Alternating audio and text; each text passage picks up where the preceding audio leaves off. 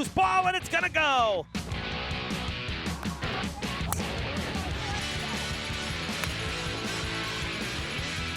Maddie buries it in the net to tie it. It's good!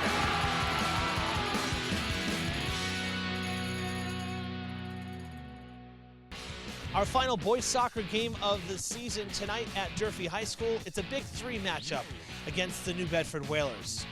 Hello again, everybody. I'm Evan Massoud. We're down here at field level. As you can see, the building's in the sun, but not much else as we're getting towards 6 o'clock sunsets. I know, I'm the bearer of bad news, but that's life. So we'll be under the lights pretty much for the entirety of this one. Wind is whipping. It's a cool one here at Mac Aldridge Field. The players will most certainly have to contend with that as the night goes on. I was at midfield talking to both coaches and watching the ball go in the air. It just died as soon as it hit the wind stream. So that will be difficult. Whoever's playing with the wind will certainly have an advantage. So we'll see if that plays into the coin toss and the decision on which side to start on tonight. Durfee playing some of their best soccer of the season. Coach Tiberio Mello feels very confident about tonight and thinks they can run the table over the next week and a half to finish the season. It would be great for them. 1 point tonight and they will earn a playoff spot, but they want 2 points. They want the win. They want to beat the Whalers. They tied in the first matchup against New Bedford. That was out in New Bedford, a 1-1 game earlier in the season. But if they beat the Whalers tonight, it'll ensure them second place in the Big 3 conference this year. Both teams chasing Brockton, who is not going to be caught. So tonight, a big one for the Hilltoppers in many ways. We hope that you'll stick around for all the action. Should be a fun one. Live coverage right after the break.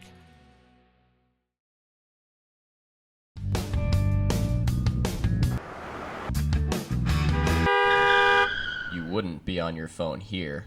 You shouldn't use it here. Go, go, go, go, go. Where are they? Where are they? Get off your phone! We lost again because of you. You wouldn't be on your phone here. You shouldn't use it here.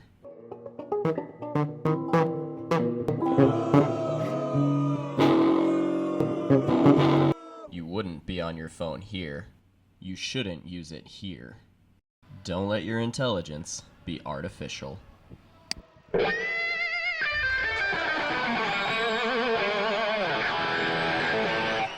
Get your info from a real person and not a news feed. Show up, FRPS, and lock it away for new beginnings.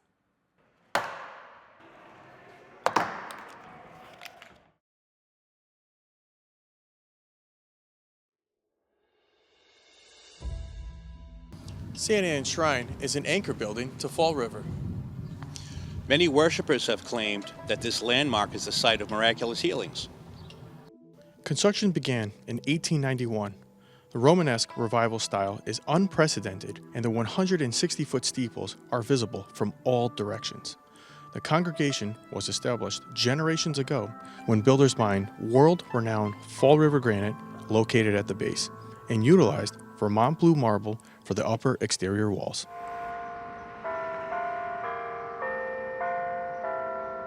"40 years ago, the shrine was added to the National Register of Historic Places. Despite some disrepair, this is a working building, open for prayer and reflection. In addition, a Christian lay organization distributes food from here on Saturdays. Amazingly, 3 priests are entombed below. Volunteers with St. Anne Shrine Preservation Society expect this house of worship will again welcome pilgrims from near and far, as well as historians, architects, and school children. 11 years ago, voters approved a 1.5% property surcharge to fund the Community Preservation Act. Over $150,000 was awarded for repairs on the southern side of the building.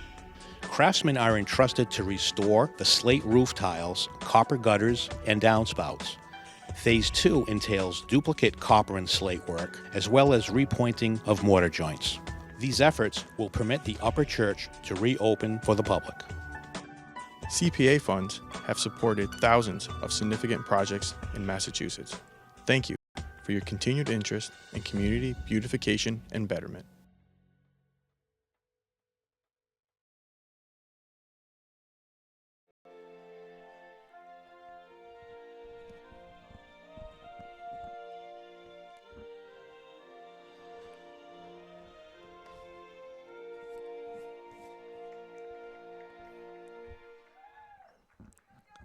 Welcome back, everybody, to Mac Aldrich Field. Evan Massoud with you as we are in the booth trying to keep warm. But, man, this feels like a late November football game rather than October, to be quite honest with you. Perfectly clear skies, but just 50 degrees and a rather swirling wind, although the flag not moving at all right now in the south end zone. But as I said in the open, while JV was finishing up and varsity warming up, ball was not traveling when it was kicked into the wind. It really kind of like hit a wall. So we'll see if that does have an effect as the night goes on. Whalers in their road white uniforms with pink socks and accessories, as October is Breast Cancer Awareness Month, so most teams do sport a lot of pink. Durfee in their home red uniforms on the right. Just had captain's meetings with our 3 officials. It is a conference game, so 3 officials today. We'll have linesmen on either side and then our head official in the middle of the field.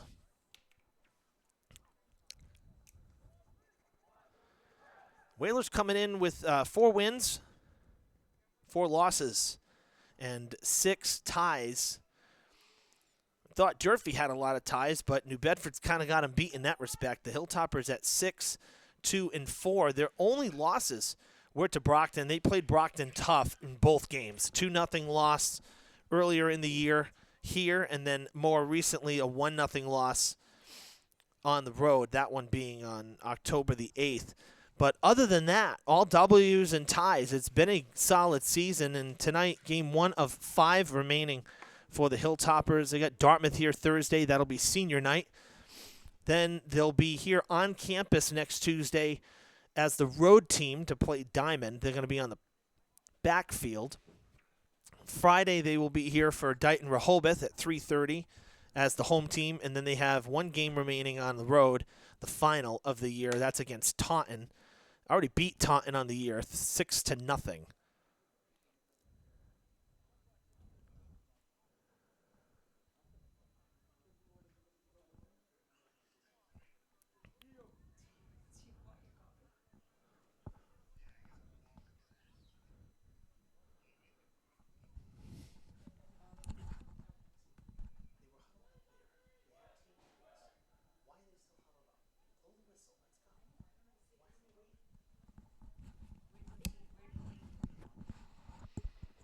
New Bedford breaking their huddle.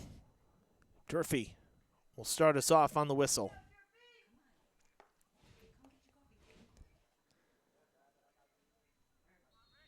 Here we go. Final Big 3 game of the year, final broadcast of the regular season for boys soccer, and should be a good one tonight. Again, both teams, similar record, similar schedule. They tied each other earlier in the year.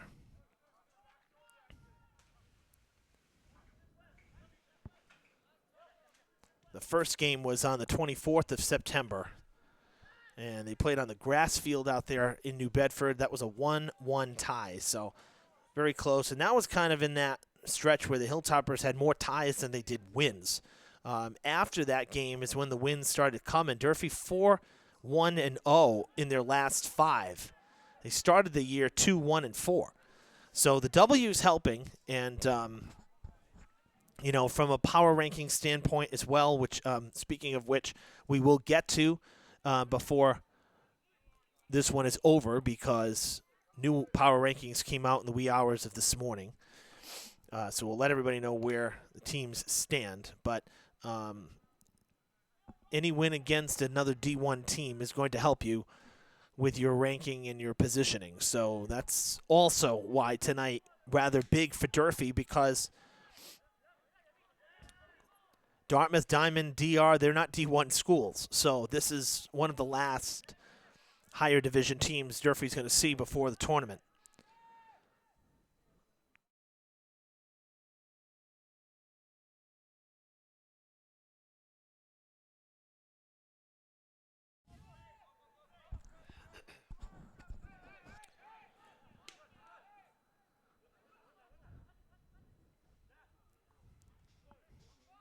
nearly a full moon coming over the high school tonight, and they said that after sunset in the western sky, I don't know if we might be a little too low as that one sails behind us.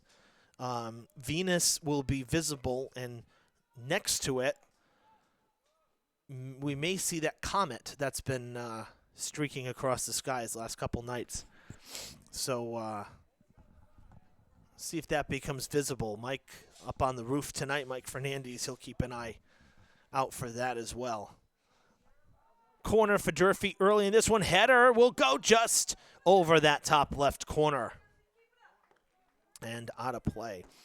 Starters for the Whalers. Number 3, Miles Reikabush. Number 5, Michael O'Leary.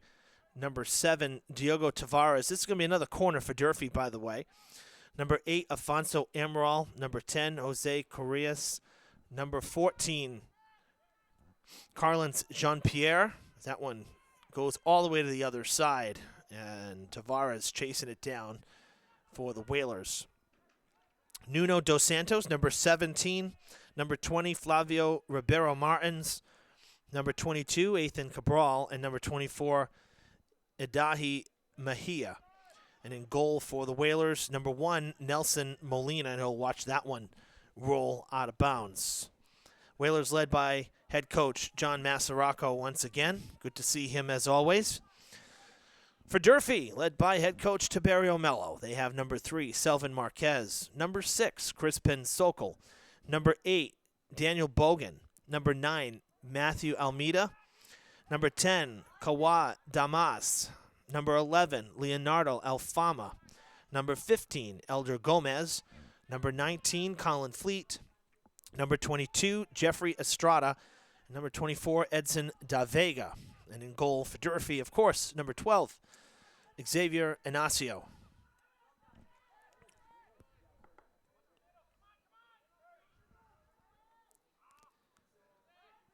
Yep, you know when the season's winding down, when we start a 6 o'clock game strictly under the lights. Missed the sunset, although I will tell you it's more of a balanced picture for us with the camera and whatnot, the way it looks. That one off the toes and going towards the corner goal line, that looked like it went out of bounds. Another header. Close to out of bounds, but kept in and allowing Durfee to take that shot.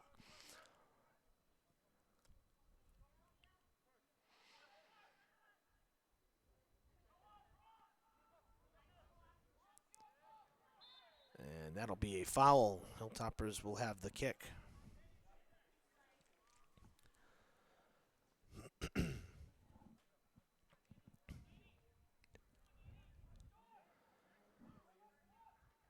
Not going to do a full send, a pass. And now a liner towards the box, and the Whalers clear it out. Actually, it looks like it hit off the official there.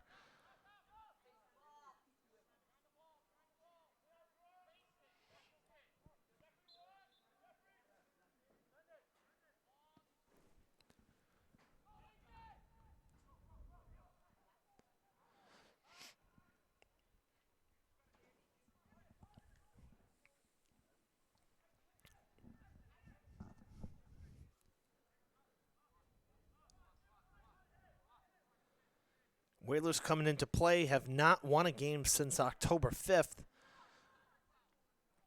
They've had 2 ties and a loss over their last 3 games. Ties against Barnstable and Brockton, and then Old Rochester, a loss on Saturday. Their last win coming against New Bedford Folk 3-2. Before that, a tie against Dartmouth 2-2. So the wins have kind of been really broken up because of so many ties. Which, you know, when you look at a schedule like that, and even the losses, they're all close losses. There was only one that was by a 2-goal margin, and that was Brockton. They lost to Diamond 1-0, Barnstable 4-3 the first time, and then Saturday 1-0 to Old Rochester. So that shows you that New Bedford's in every game. They've only had 2 games total in the season. 1 win, staying a 3-0, and then that loss to Brockton 2-0, that they were in a game that was, more than a 1-goal margin. So these are games that you could say could go either direction any day of the week. And, for whatever reason, as that one sent netward, for whatever reason, New Bedford just not having the luck on their side, especially in some of these ties, to be able to pull ahead or potentially hold a lead and give up that tying goal. So those are little things, to work out down the stretch here. They have Durfee tonight, Diamond on Friday, Dartmouth next week, and then Dennis Yarmouth, which is the only time they're seeing Dennis Yarmouth. That's next Friday, the 25th, their final game of the year, so of the regular season. So they're that's going to go out. Oh, it's saying to play on. Man, that was very generous. But, those are little things that, you hope you can find an edge somewhere down the stretch as you get towards the playoffs as well. And try to figure out how to win those close games so that you don't end up in a tie. Or when it comes to playoffs, you'd end up in overtime or potentially, PKs, which we've seen that plenty of times in the past here. Coach Mello and I were talking before the game. I said, wow, it's cold, it's windy. I said, this feels like, early November for a playoff game. And I said, it reminds me of, there was a game back, I want to say it was 2016, maybe 17. And it was very cold, and it was the longest soccer game I've ever done to date. It was a playoff game. I think it was Nauset. Tie game. We went to 2 overtime periods. Still no break in the tie, no winner. And we had to go to extra penalty kicks. The regular round of 5 penalty kicks wasn't enough. It was like the game that never wanted to end. And, 2.5 hours later, we finally had a winner, and Durfee won it. It was Andrew Bono who saved it for Durfee after they went up, and they were able to get an advantage on the penalty kick, and then it was up to Hilltoppers to save it and to try to block the next one, and they got the save. Shot on net, 2 hops, and scooped by Molina. One of the more memorable soccer games that I can recall doing, just because of the circumstances. Those kinds of scenarios you don't see normally. And so they stand out, when you look back at all the games. I mean, we usually do over about 2 dozen or a little more than that per season. We try to here. So, I mean, do the math. That's upwards of 60 games a school year, if not more. And after a while, they, fall 2012 till now, that's a lot of games, and they tend to blur. The Whalers are down there on the other side of the field.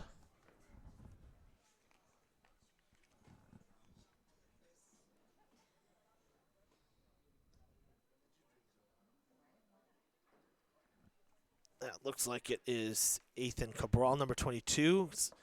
Got up okay, no problem, but I think it's going to be a free kick then for New Bedford as he was tripped up. Let's see. Oh, no, they're going to reset it to Durfee. That just must have been an injury timeout. Injury pause there. Out of bounds, another throw for the Hilltoppers. I mentioned the power rankings, and we'll pull those up. We'll see if we get a couple moments to take a look at that. Good to know where everybody stands. Durfee back down this way, trying to get a shot. Oh, bouncing save. It was batted away by Molina. And the signal is a corner kick coming. It'll be Durfee's third.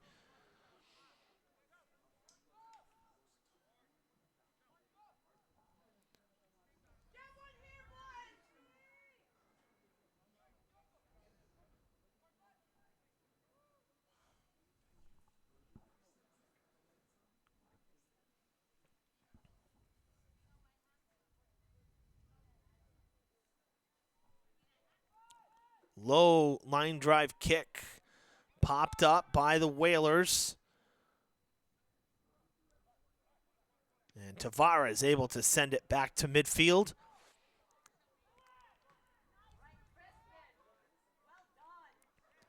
Zokol getting it back toward the forwards. Estrada avoiding a entanglement, going far side now.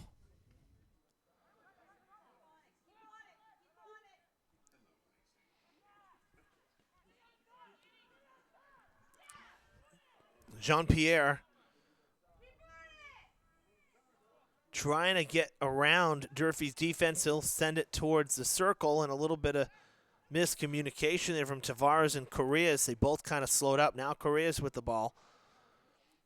Back to Jean-Pierre up the field. That's out of bounds.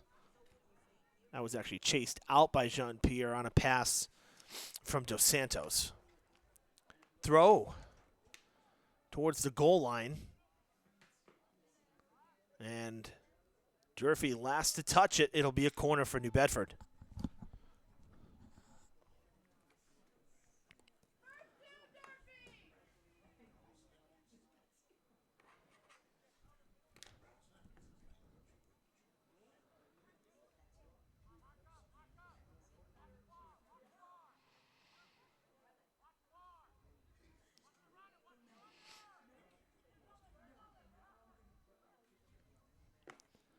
On the ground, and out of bounds again, and another corner.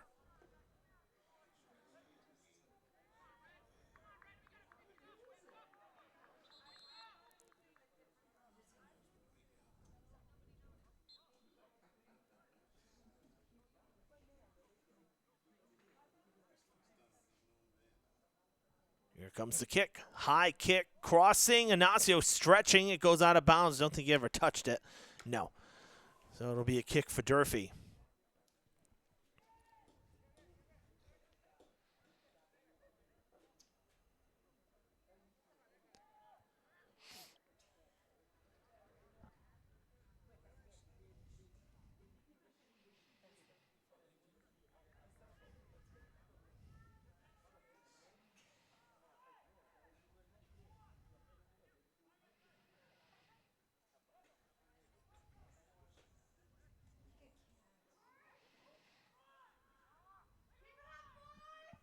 Good pass up the field and good defense. Whalers there to block it and send it back. Coming near side to Marquez.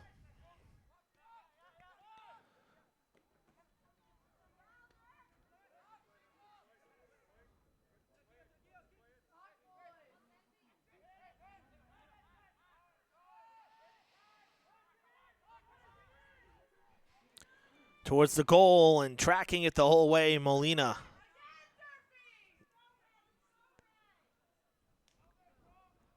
He'll punt it away. High kick, landing past midfield.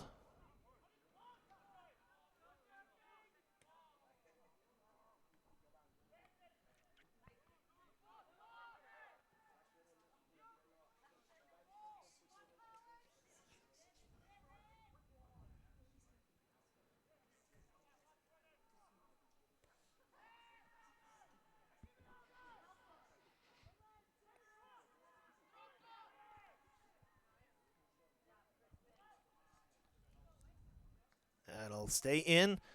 Played by the Whalers along the sideline. A lot of back and forth here.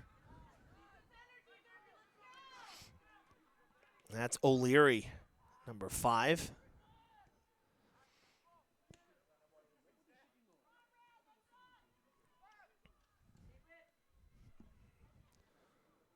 Out of bounds. And Marquez will throw. It's a good pass. Dumped off to the middle. Back to Estrada. And in the air, that was in the direction of Alfama, but a little out of his reach. Now he'll get it back here.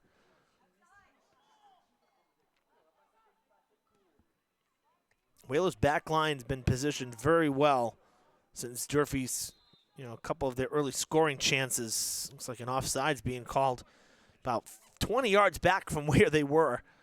So Durfee will have a kick here.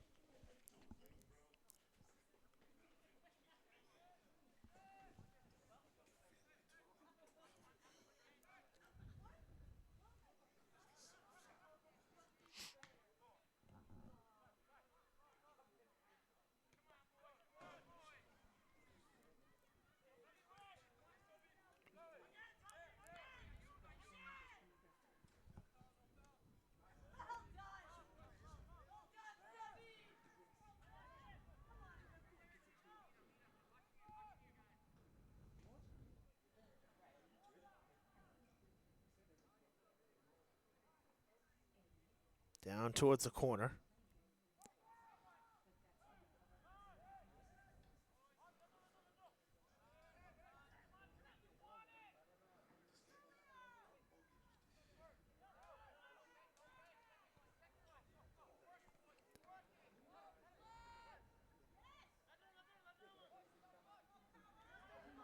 Trying to get by O'Leary.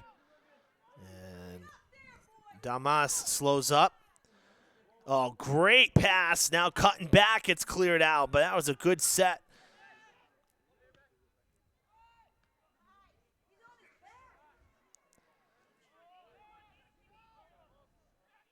A lot of physicality between both sides already. And we're just about 20 minutes in.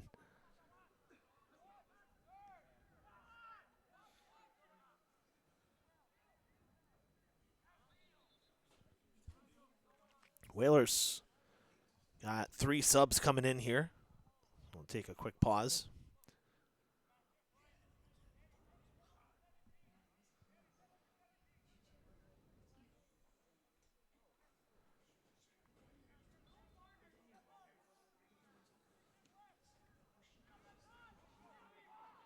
That one did not go far, kind of lobbed in the air. Estrada now backpedaling in the other direction. It's the pass, and it's out of bounds.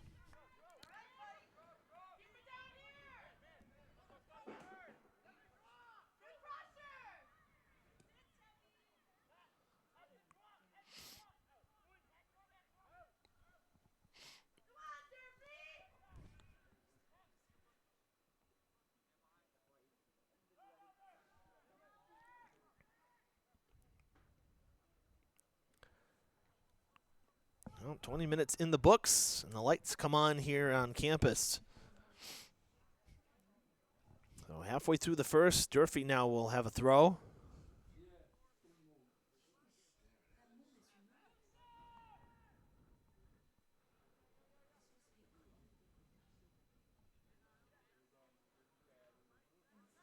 Send it to Inacio. He's going to kick it toward the sideline here.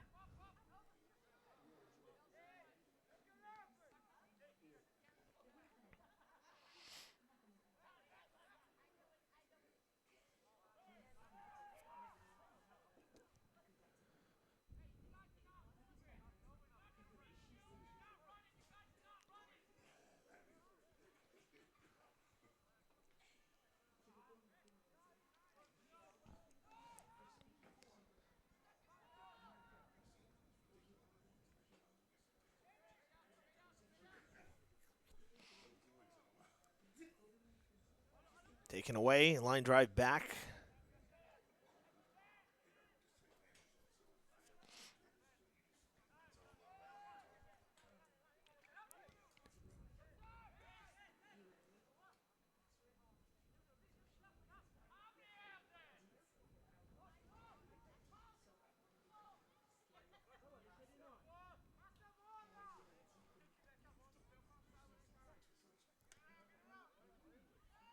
Estrada takes the shot, and it's wide left.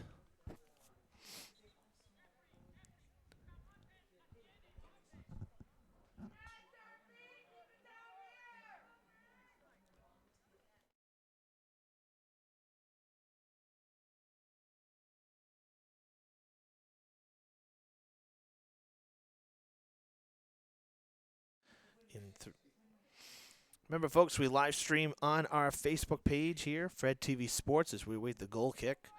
And that's where we're always live. Be sure to like us on, or follow us on our YouTube channel as well. Click that subscribe button so you don't miss any uploads. That's where we archive everything for you to watch anytime, anywhere.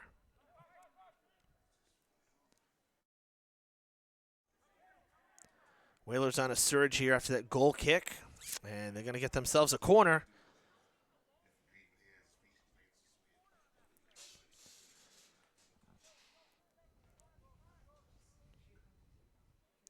Well, Durfee ahead of New Bedford in the power rankings. Hilltoppers at 33. They're fluttering on that line of 32, and the average margin of victory is up. It's actually one of the better ones for anybody that's below the top 10. And going to have a timeout here. Oh, no, excuse me. Thought there was a signal for a timeout, but we're playing on. One of the officials pointed toward the bench, but... Oh, spin move. Self-inflicted rollover there. No, no foul.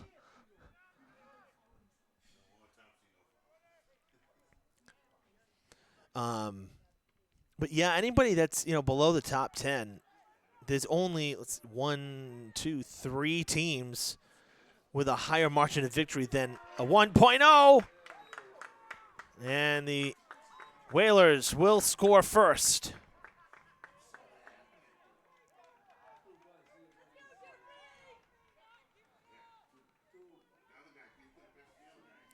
Whalers have looked faster. I keep hearing Coach Mello on the other side. Come on, guys, come on, guys. So Durfee playing from behind. The Whalers able to strike first.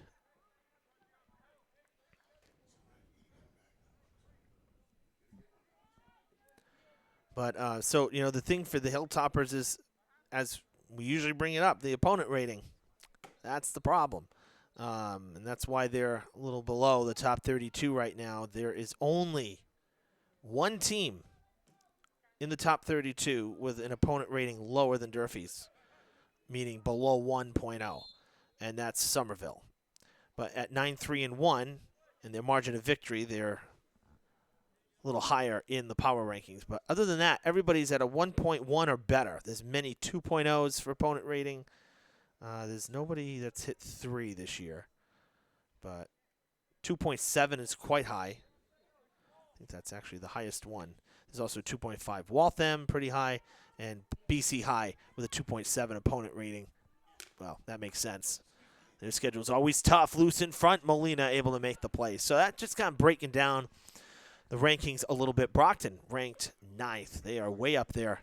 They're in the top 10. A 1.0 margin of victory and a 1.9 opponent rating. So a cumulative score of 2.93. They're 8-1-3. New Bedford is 43rd. Their opponent rating is better than Durfee's, but their margin of victory is much lower. So that's how it kind of averages out there with their 4-4-6 record. So just to give you an idea as to where people are at here at this point. And that's for boys soccer. For girls, Durfee at 3-8-1, and they are 43rd.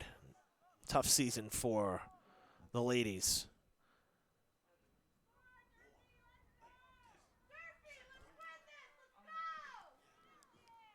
New Bedford at just 1-11-0 at 48th.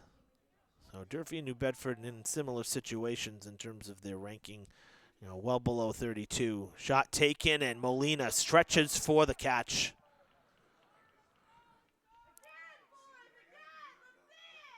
For girls volleyball, Durfee at 6-9, getting to a situation where they really need to win out. They are 40th, so right now overall record is pretty much all that's on their side after a really tough loss against New Bedford. The rematch, that was on the road. They went to 5. That's on the ground. Molina able to hold on. that was a game, Durfee really, that match they really needed and unfortunately came up short. So pressure's on for volleyball.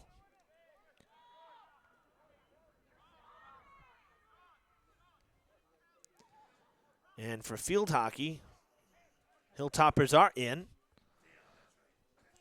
at 10-4. A foul coming.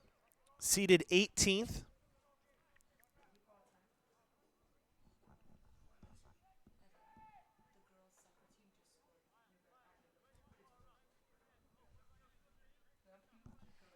Just got word that our Lady Hilltoppers, they're in New Bedford tonight for the soccer rematch, and they just scored. They're leading 1-0 as of right now. So if they start on time late in the first half as well.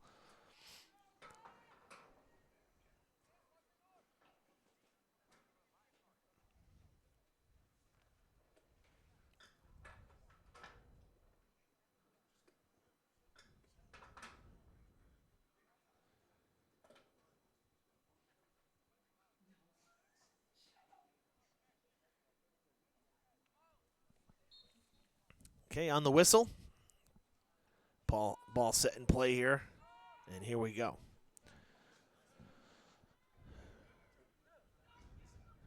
Lobbed toward the box, played in front. Estrada. Everybody kind of bunched up.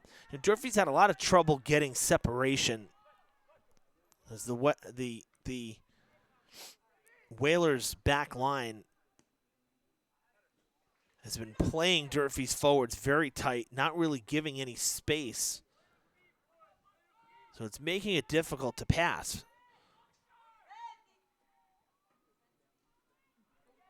Tangled up there, Estrada goes down. Not a foul. Sokol, dump it off to the far side.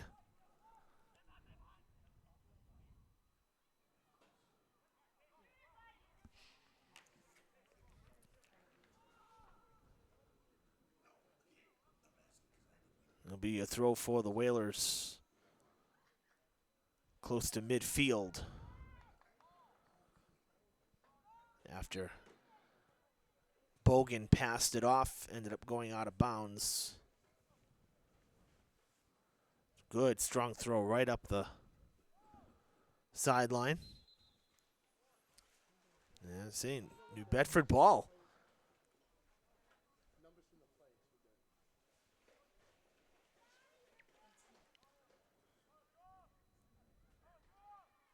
This one coming back out now. Durfee try to surge ahead here up the field.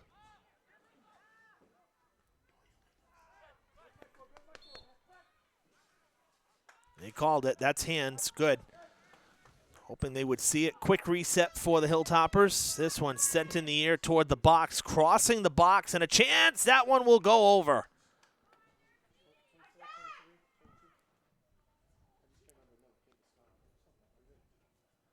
Let me a goal kick for New Bedford.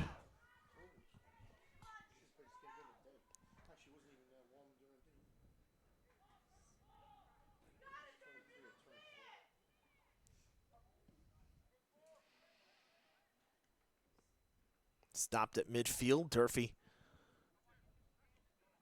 all bunched up again. It should be a throw for the Hilltoppers. It is.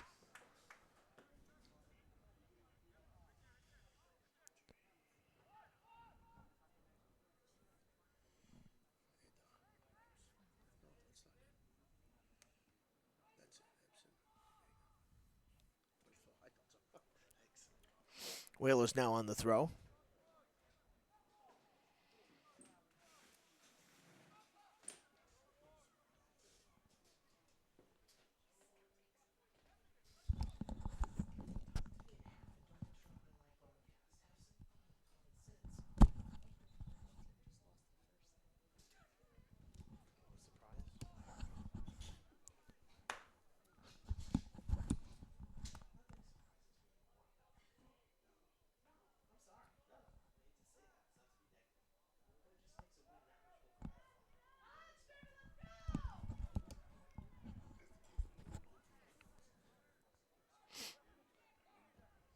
Back and forth we go here. Little pressure, but nobody else home, so the Whalers able to just kind of play keep away. A little nudge there, but nothing egregious. Denise taking photos in the booth here. I'm pretty sure she just selfied with me trying to broadcast without my or my agent's consent. Yeah, my agent, the agent that's a figment of my imagination.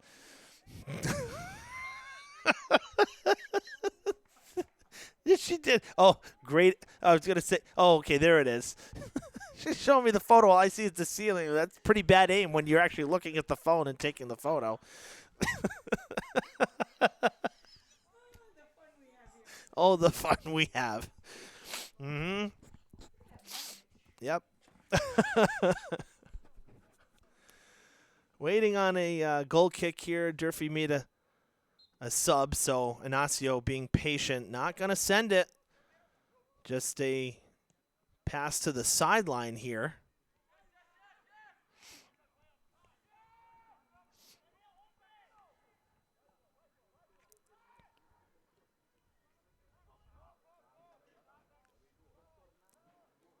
Time winding down in this first half.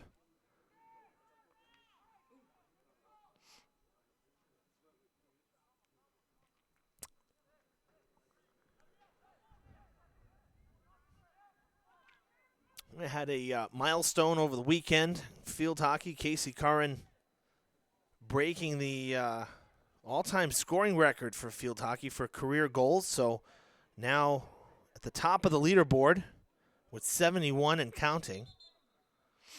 And chasing the single-season record as well. She's only down by 7 on that.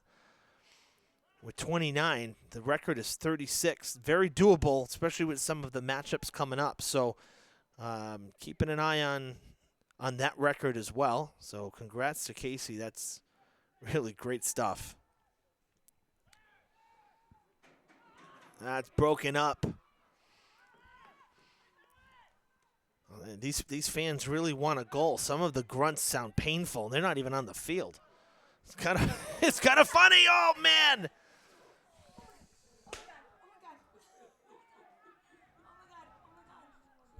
Towards the net, towards the goal, and off the side of it, on the net, and out of play.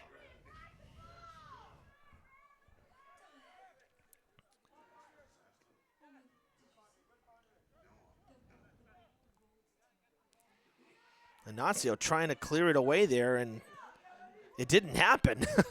Lucky it didn't go in.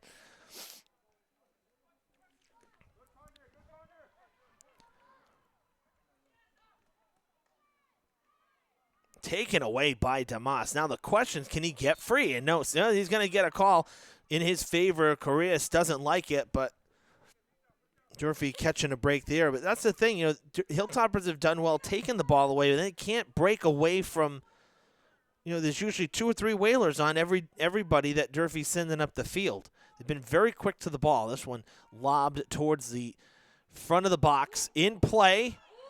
Shot taken. What a save by Molina. That's a great bid right there. One of Durfee's better scoring chances, just couldn't get it to go. 5 minutes to go in the first half.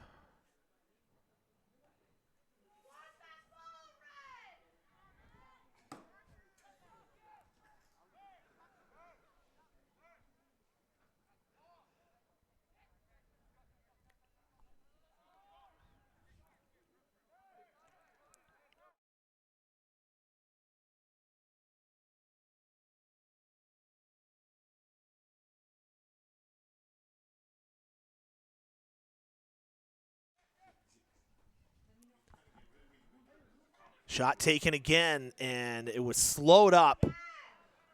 Much more routine play there for Molina. Just checked with our cameraman Mike on the roof. No comment yet. Like I said, I think we're going to be a little low because the elevation's behind us, the tree line and the hills. It goes up, so I don't know that we'd have a good shot of it because it's kind of along the horizon. Probably better to see it if we were up on like Highland Avenue or something like that. That looked like hands. It was close. as Ferreira kind of had his arms flailing and the ball came up.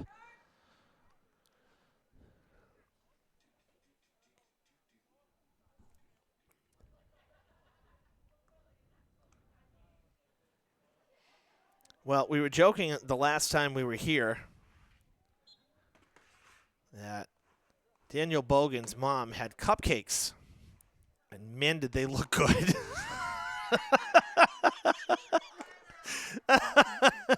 Shot taken, and Molina will make the play. And Denise and I were sitting here, and I guess I said something like, "What do we have to do to get those up here?" Well, guess who showed up with cupcakes for us?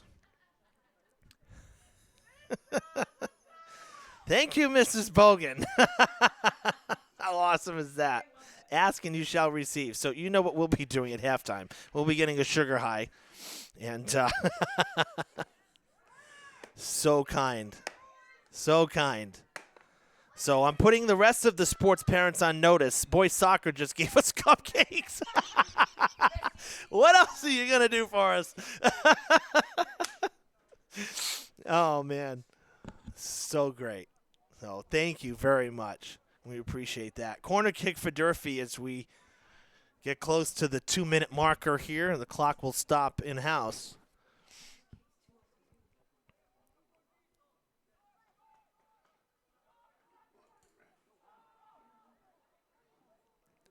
This is the second time tonight on a corner that the officials kicked a player off the field. Actually, both times it was Durfee. Now a whistle coming in. It looks like it's going to be ruled dead, or we're going to redo it. Yeah, we're going to redo the kick.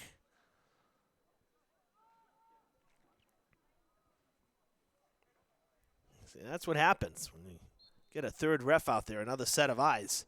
They see more. Off the heel, popped up.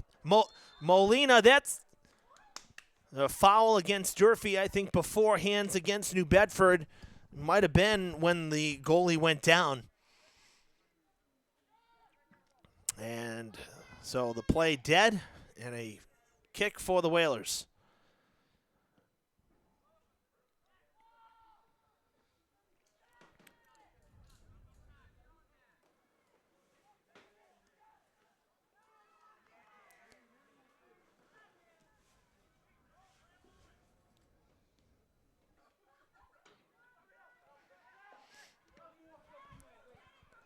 That's going to go out of bounds before Ferreira can get there. Good speed, but not fast enough.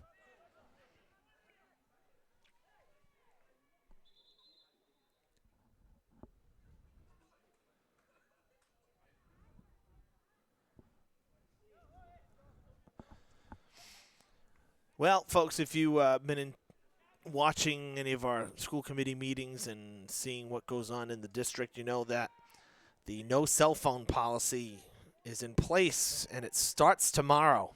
The world of yonder pouches.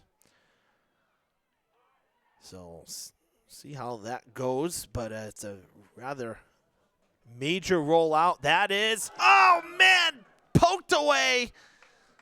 That might have snuck in under the crossbar, so Molina had to get a hand on it, and his fingertips poking it out of bounds. Durfee will have a corner as time is going to expire here. They should be able to get the corner off. But our unofficial clock has come to 0. And likely the last opportunity here of the first half for Durfee. Header out of bounds. So we did play the promo, the PSA for you at the start of the broadcast. We're going to run that again as one of the first pieces we'll show you during halftime.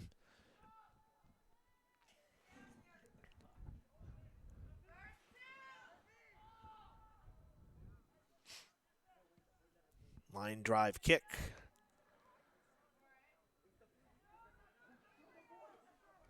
Ferreira's pass to Damas broken up.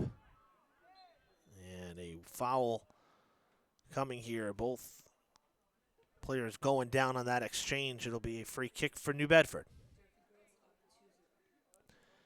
Durfee girls on the road have scored another goal as they look to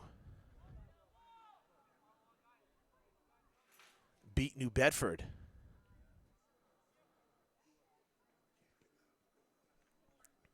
On its way to the box, and Ignacio with it. Will throw it out. Durfee girls already beat New Bedford once this year. They beat Brockton here as well. We had both of those games. So if they can beat New Bedford tonight, they'd be 3-1 in the conference, and I believe that's enough to share the big three.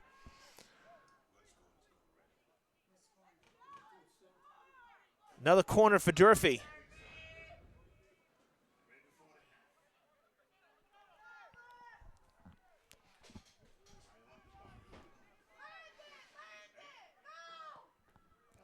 That one sailing, a little long. And the first half comes to a close. So 1-0 Whalers after 40 minutes here at Mac Aldridge Field, a game that Durfee really needs. Not desperately, but certainly one that they need. We'll put it that way.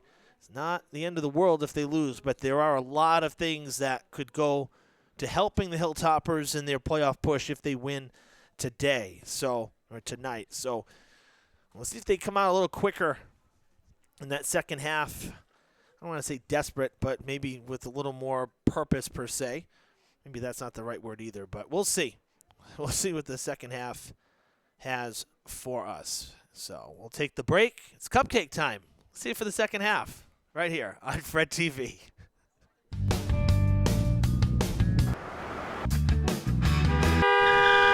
You wouldn't be on your phone here.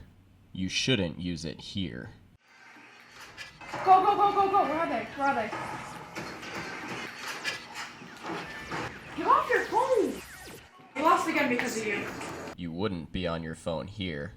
You shouldn't use it here.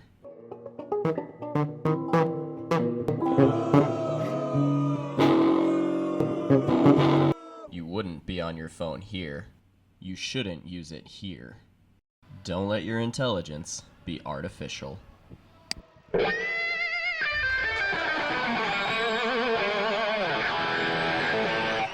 Get your info from a real person and not a news feed.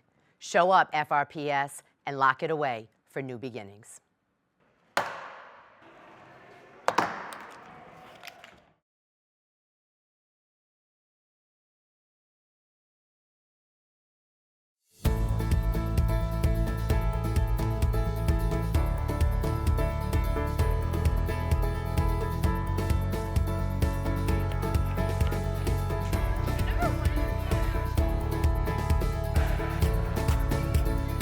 We have 100% participation, and this is the 12th year in a row that we've been able to do this in Fall River. It gets them like in the right mindset for a positive day, and just like they see that we care about them and they care about us, and it sets us up for a lot of success.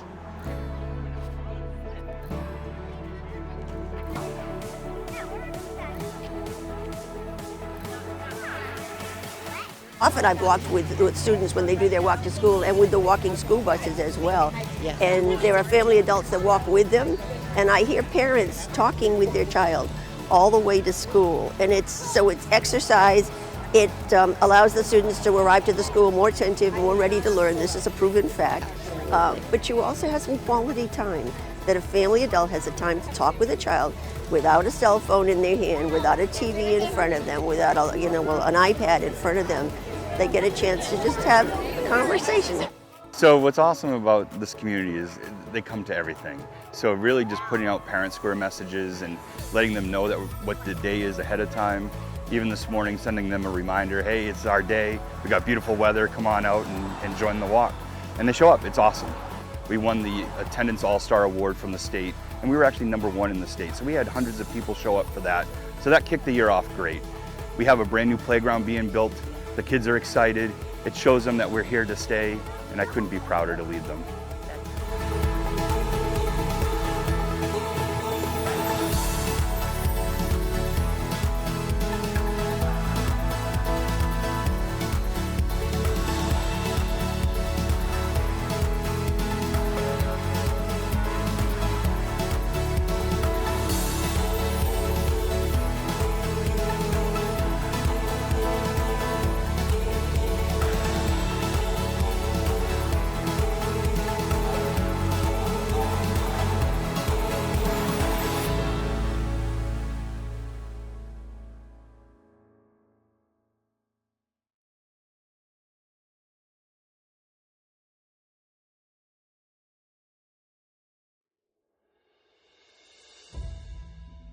St. Anne's Shrine is an anchor building to Fall River.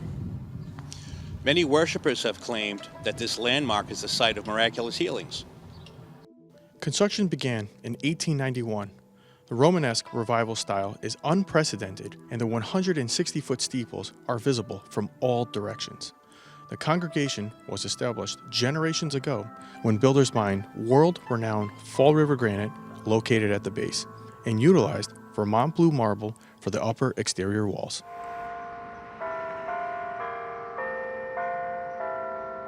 "40 years ago, the shrine was added to the National Register of Historic Places.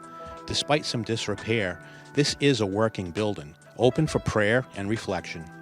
In addition, a Christian lay organization distributes food from here on Saturdays." Amazingly, 3 priests are entombed below. Volunteers with St. Anne's Shrine Preservation Society expect this house of worship will again welcome pilgrims from near and far, as well as historians, architects, and school children. 11 years ago, voters approved a 1.5% property surcharge to fund the Community Preservation Act. Over $150,000 was awarded for repairs on the southern side of the building. Craftsmen are entrusted to restore the slate roof tiles, copper gutters, and downspouts. Phase 2 entails duplicate copper and slate work, as well as repointing of mortar joints. These efforts will permit the upper church to reopen for the public. CPA funds have supported thousands of significant projects in Massachusetts. Thank you for your continued interest in community beautification and betterment.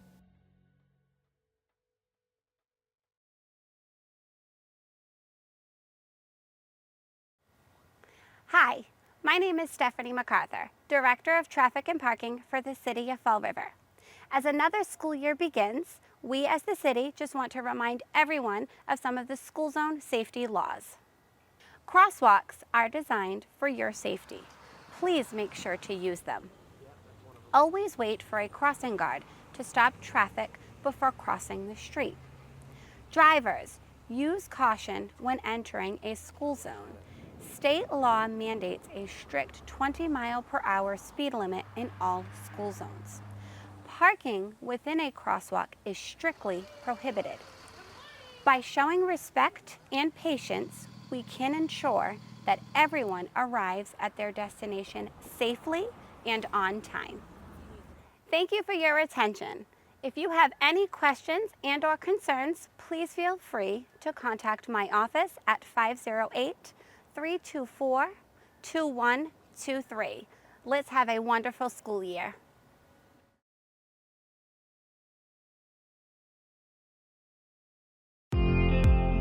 Fall River Public Schools has opportunities for positions in multiple areas for people looking to work with the next generation.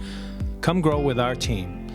We have openings for teachers, paraprofessionals, and teaching assistants, and other educational support positions available. We are also looking to fill operations support positions such as custodial, security, and food service. We offer competitive salary and benefit plans. We have rewarding work available in our 21st century schools and learning environments. Come grow with us. Please contact the Human Resources Department at 508-675-8420, extension 53708, or see our postings on our website at fallriverschools.org.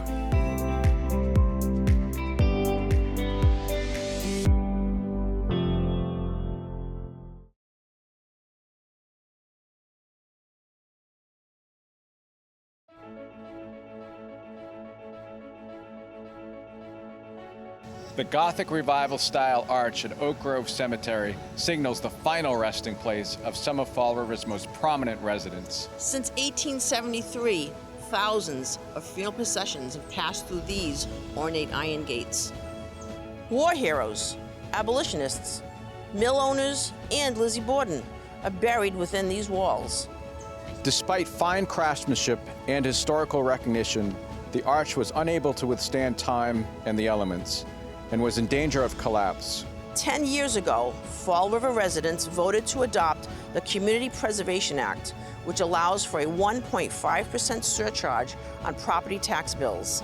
This cherished landmark was saved with funds through the Community Preservation Act. In just 5 months, this time using some modern machinery, Local contractors refurbished the granite arch and replaced sections of the gate. A uniquely Fall River work of art and a respectful reflection for the dead has been saved for future generations. CPA funds have supported thousands of significant projects in Massachusetts. Thank you for your continued interest in community beautification and betterment.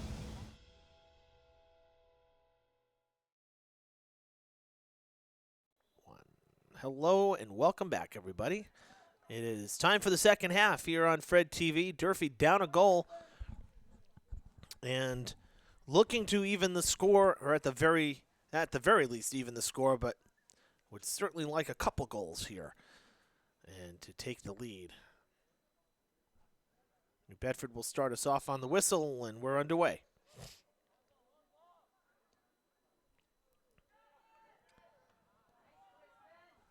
So Durfee needs 1 point to solidify a playoff spot.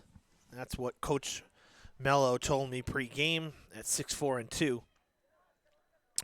But certainly they want the 2 points. They want the win. But they have some work to do. We did look at the schedules, kind of breaking it down. The New Bedford Whalers girls soccer team lost to Brockton in their rematch. That was their last game. And now they're playing Durfee tonight for their Big Three finale. So if the Hilltoppers hold on and beat the Whalers on the road tonight, they will be co-Big Three champs at 3-1 with the Boxers, who are also 3-1. So Durfee looking for that third win, and with a 2-0 lead already, in good shape at the moment.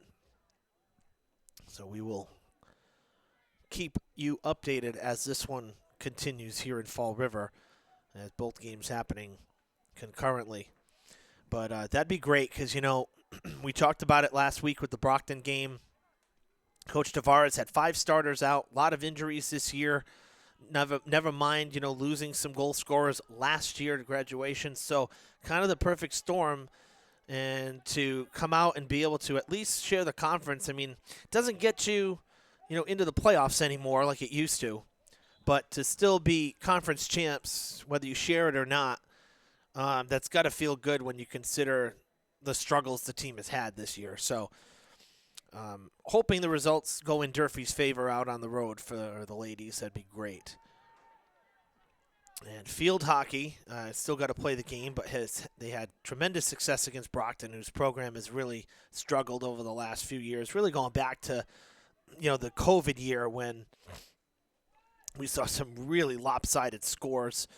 Brockton has struggled with that program in recent years, but New Bedford's been so-so. Durfee still has had their number, and we can't, just assume anything, but the Hilltoppers field hockey, almost a lock to be Big Three champs this year. Got to play the game, but things looking good, looking in their favor, let's put it that way. They beat Brockton 8-0, New Bedford 5-0, and then Brockton 9-0 again. So give you an idea of where they're at. That's Whalers are going to have to really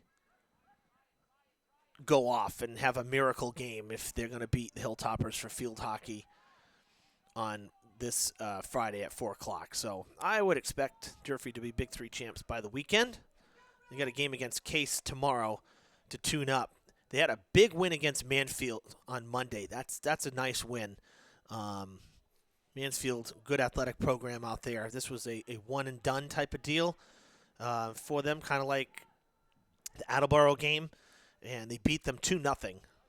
So that was a nice win Monday morning in so-so conditions, cool and damp, some rain. That's a really good tune-up game. Somebody you could potentially see in the tournament that you don't play as part of your regular schedule on a normal basis. So glad they picked that one up. Coach Henrik trying to add some tougher opponents to the schedule here this year, and they did so. The Attleboro game was a real tough loss, very well played on both sides, a 1-0 loss. And then Mansfield here, a 2-0 win. Those are the games that go a long way when you're trying to get into the playoffs and get to that next level. So, but field hockey season wrapping up soon. They wrap up next Wednesday, the rematch against Dartmouth, which we will be here for. That's senior night. But a home game tomorrow against Case, a road game against New Bedford Friday, and then Monday back home here against BR. They beat the Trojans 6-0 earlier this year. They haven't seen Case yet, so this is also a one and done. And then Dartmouth they beat on the road 6-2. Been years since Durfee beat Dartmouth at Memorial Stadium. They're out in Slocum Road, so that was a great win for the team as well. Crossing pass broken up, and the Whalers trying to clear it out, and they will. So that's it in a nutshell for field hockey. Girls soccer, excuse me, on the road tonight, New Bedford. They'll be at Dartmouth on Thursday. They lost to Dartmouth 2-0 here in the first meeting. Then 3 straight home games. DR on Saturday, 1 o'clock. Next Tuesday against Diamond right here on the main stadium. They beat Diamond 4-0 the first time. Then Apponequet next Thursday. That will be the last home game. Senior night will be against Diamond. And then Old Rochester on the 29th, the final game of the season. They played them back on September 13th, a 4-1 loss in that one. Free kick coming here for the Whalers. So that's what's left for girls soccer. High kick, Ignacio coming in, picks it out of the air.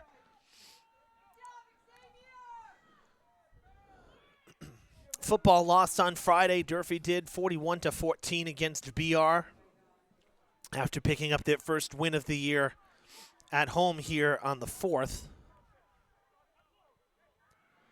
Sent ahead, a chance for the Whalers, right at Ignacio from point-blank range, and he makes the save.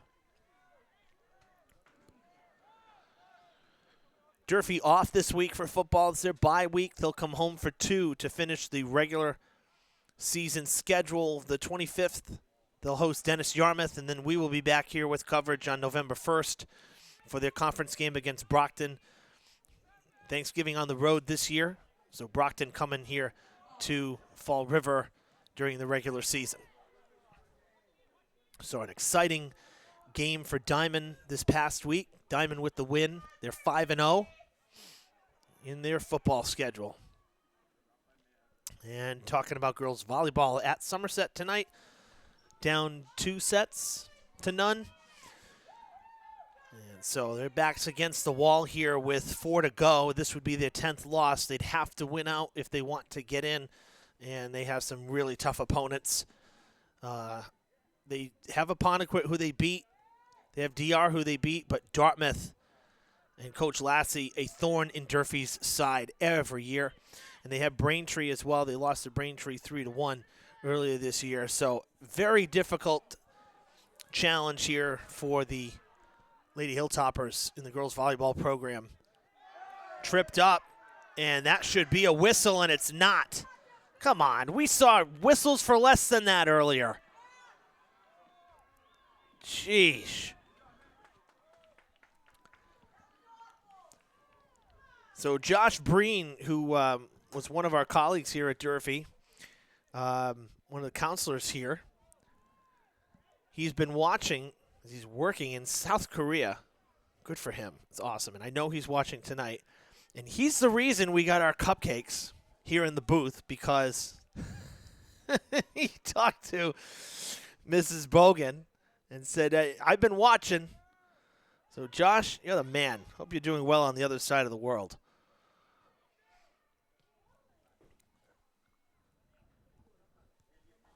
And the cupcakes, by the way, were fantastic. They were amazing. Everybody here in the booth, very happy.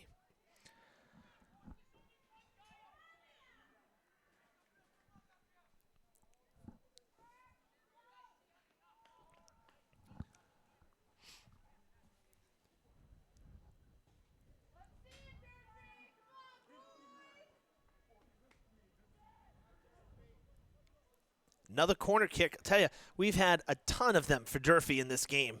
This one on the ground, not getting the elevation that you typically like to see.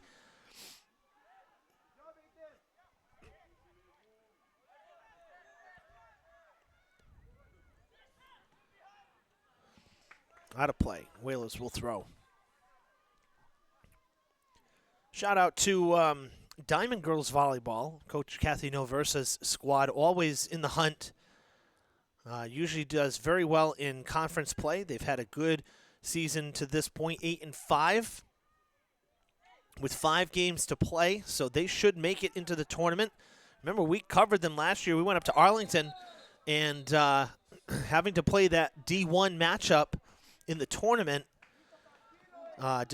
despite usually being kind of an exclusion for, the waiver to not play in D1, they had to, and they beat Arlington.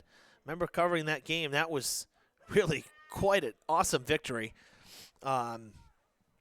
So they're doing well. They did just lose. They had a 3-match winning streak going. It was a road streak as well. 3 straight on the road against Tri-County, Old Colony, and Seekonk. They lost to BP last Thursday. They'll resume play tomorrow on the road at Blue Hills, looking for their 9th win of the year.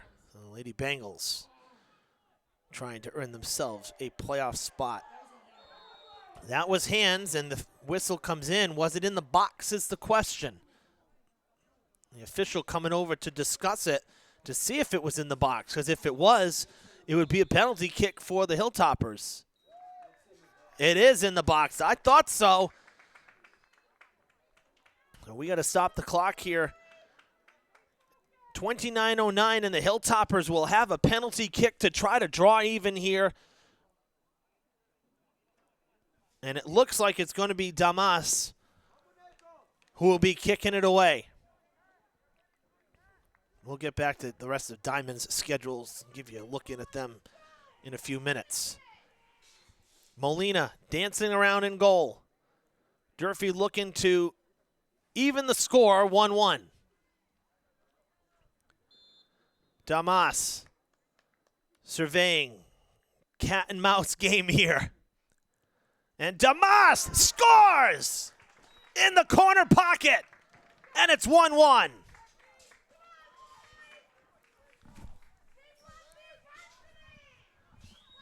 .29:09 to play.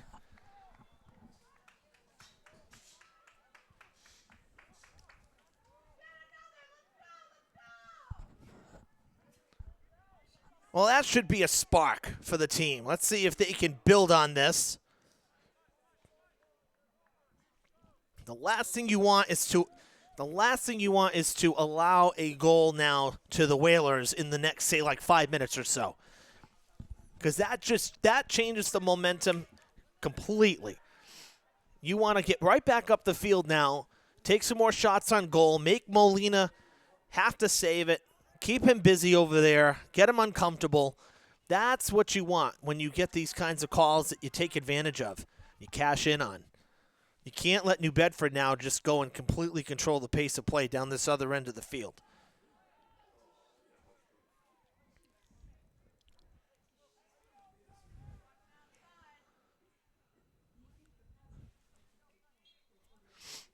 Wheeler's going to get a free kick. 48 degrees now.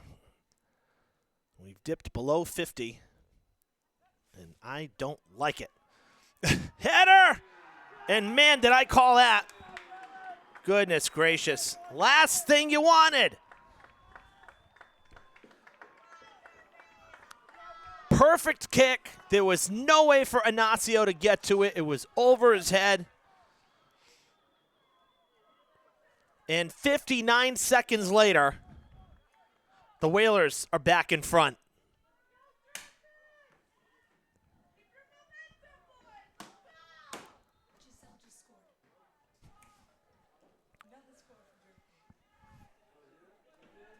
Now on the other side, Durfee just scored in New Bedford. The girls up now 3-0, and Denise's daughter Giselle just scored. So the Lady Hilltoppers celebrating while Durfee now here, the boys find themselves behind once again. That one sent towards the net. Molina comes out. and able to scoop it. Man, that is just so frustrating.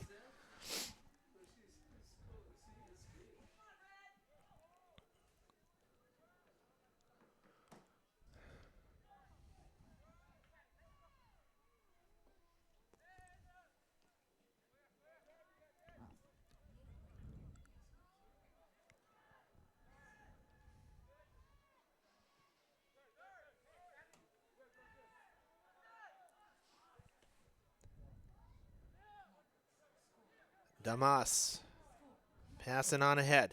Shot on the ground. Molina will fall to his left.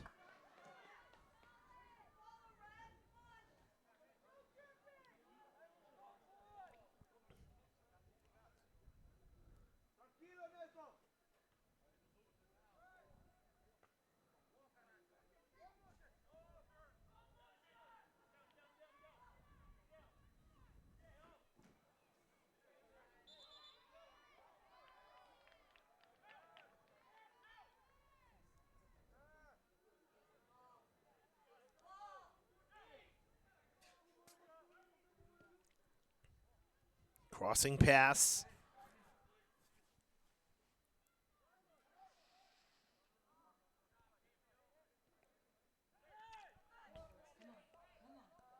Good pass ahead. Whalers have just been so quick to the ball, though, tonight.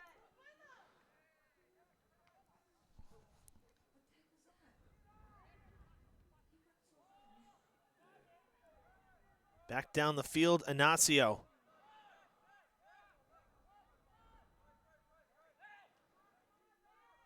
To Bogan, near side. Up the field he goes. Damas lost it. Turned around by Mejia. Now Damas gets kind of double teamed there. Lost it for the moment. Now poked back to the corner to this side. Towards the goal. Oh, that's dangerous. Loose in front. Oh, what a save. Second chance will go over the bar. Molina had no idea where that was. And his defender really interfered with him. They are so lucky right now. That's crazy.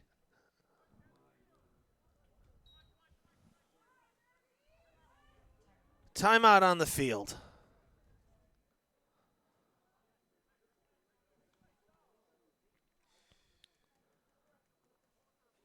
See, that's why you got to take the shots. You can't be too fancy with it. Can't just mess around. Just take the shot.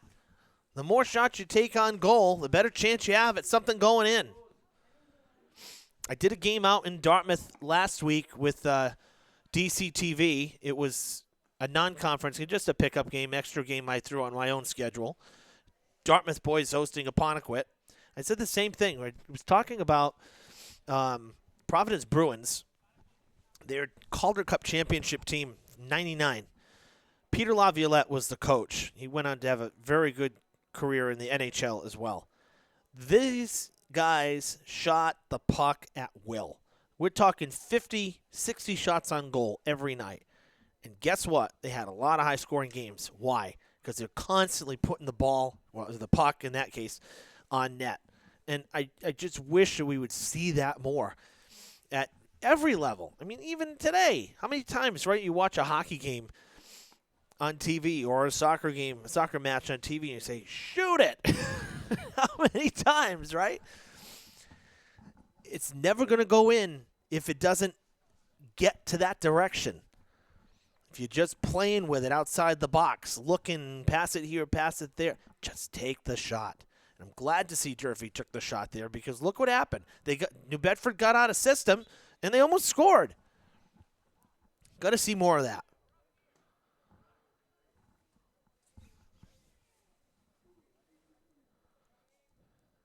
.25-15 left to play here. The Whalers continuing to lead after that 59-second period where they were tied after the PK.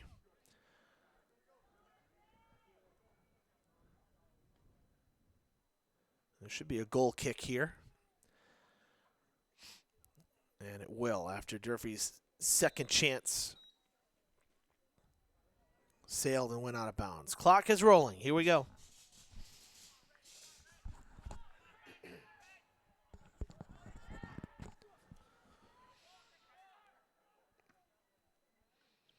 Actually, I'm not sure which coach called timeout. I would credit either one of them for calling timeout in that situation, quite honestly.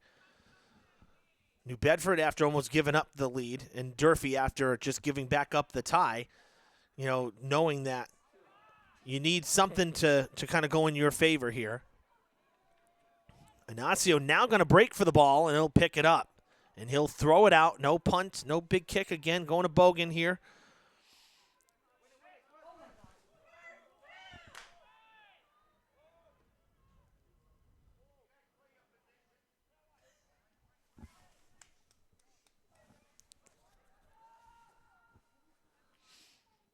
I think the cold makes people a little restless too. I mean, that's why when you go to see a stand-up comedian, or you go to a comedy club or something like that you keep it cold for a reason. It's to keep you more alert. It's to keep you you don't want to get all comfy in your seat. And I'll tell you, the crowd's been a little on edge tonight.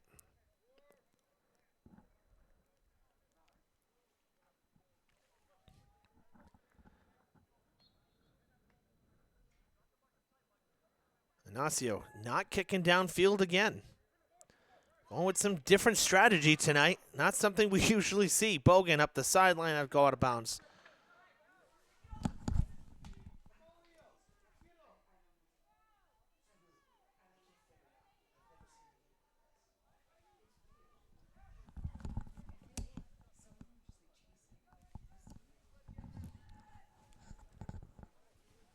That now out of bounds. We'll wait on the throw.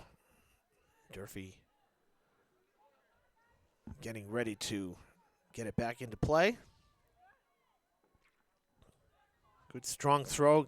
That was close to hands there. That snuck between both Zarate and Damas, but nobody touched it apparently.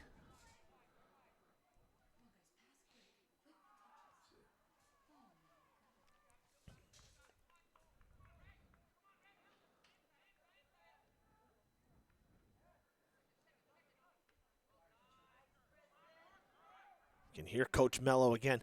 Tiberio's been very vocal tonight. A lot of coaching from the sideline. We can hear him.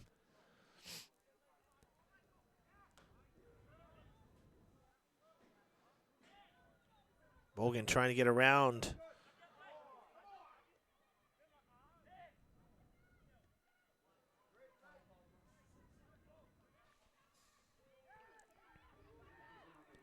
Shot, and Ignacio able to make the save. Big kick from Xavier. Volleyball loss tonight. So Durfee girls now at 6-10 with 4 to play. That should be a foul, and it is. Durfee getting the call in a really good spot in the field within 30 yards of the goal.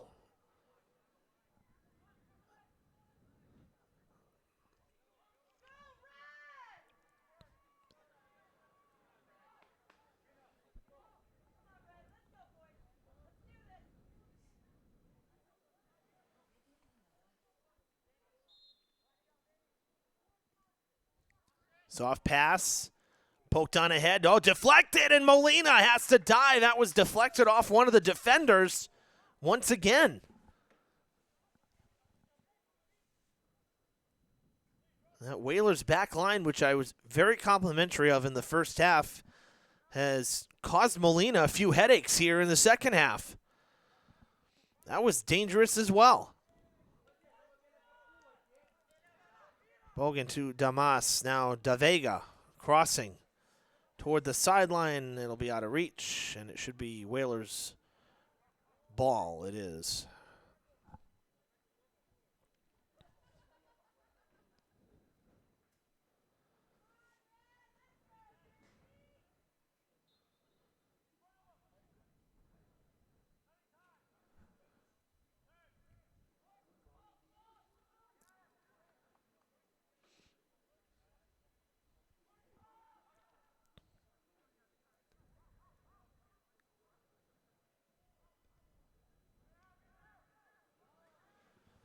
The box tripped up in the box, I believe.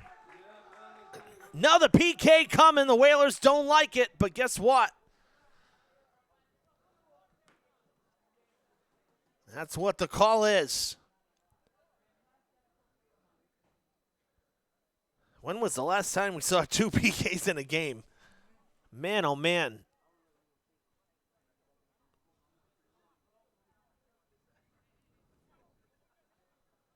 Damas will be asked to tie it up again. Can he beat Molina for the second time? Whistle sounds. Again, tiptoeing. And he scores. It's 2-2. With just under 20 to go. Damas with 2 huge goals on penalty kicks, both of them.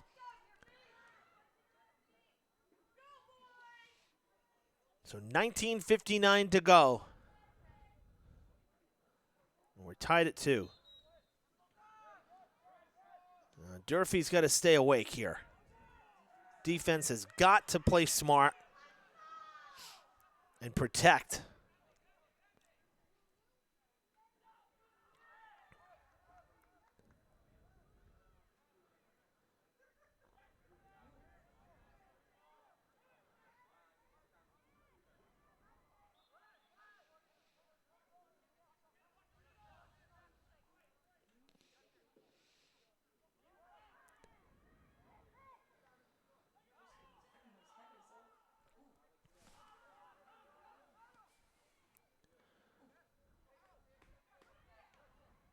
Turned around toward the sideline. And Durfee with the throw. That high booming kick off the foot of Reikabush. Quick throw again. No, gonna hold up and let everybody kind of get upfield now. Toward the middle of the field. Durfee kicking it back to the emblem. Spreading it out. Bogan, good feed up the sideline. And misplayed by Gomez. Comes back down.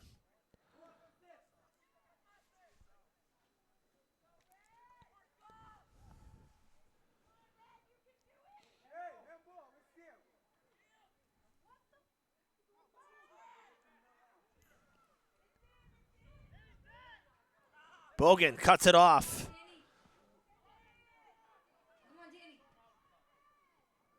Took the shot, now Gomez.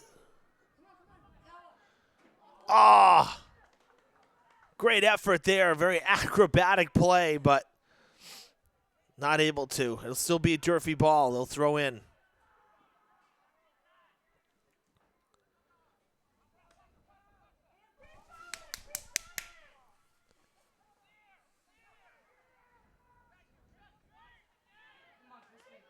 Sokol.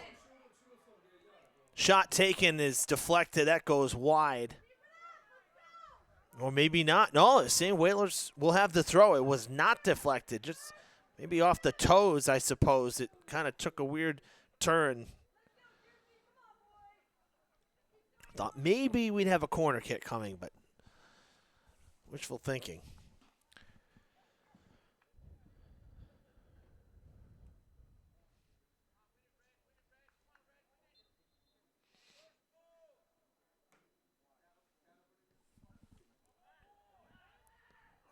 Good distance on that kick.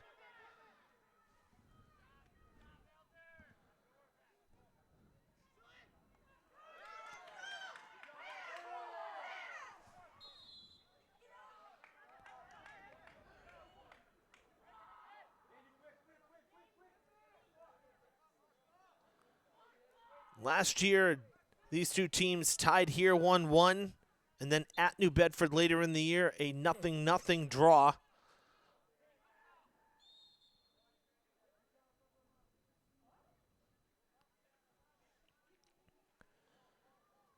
In fall 2022, at New Bedford, 0-0, and here 1-1.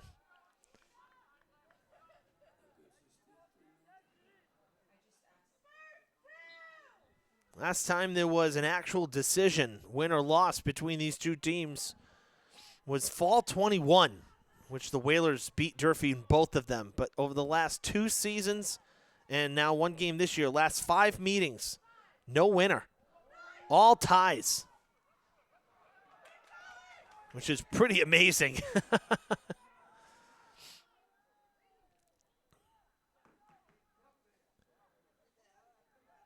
Durfee having a retreat here. Let's spread it out. Shot taken. That is deflected.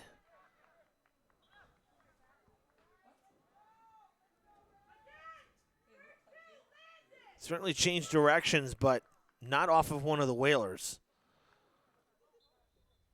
So another goal kick.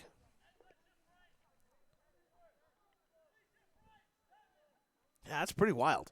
I mean, you only see each other twice a year. So to say that the last 5 meetings have been ties is pretty crazy.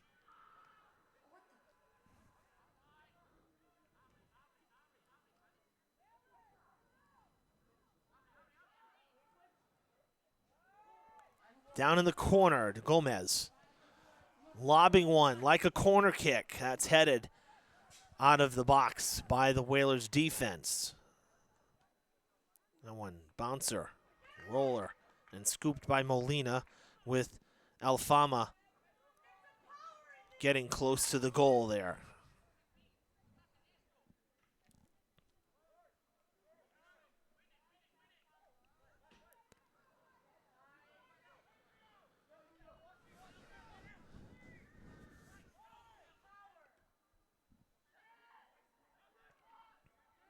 Gomez.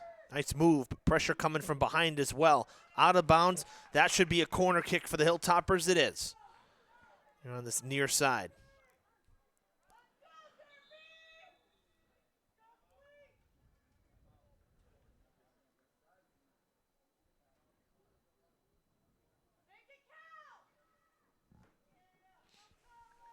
Damas in the corner.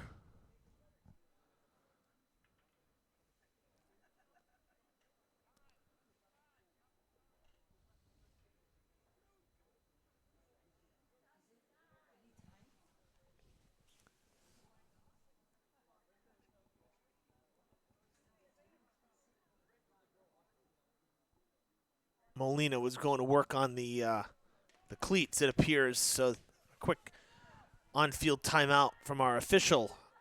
And now we're in play again. Damas, that one picked in the air by Molina. Nice play. Stepped in front of it and was able to grab it.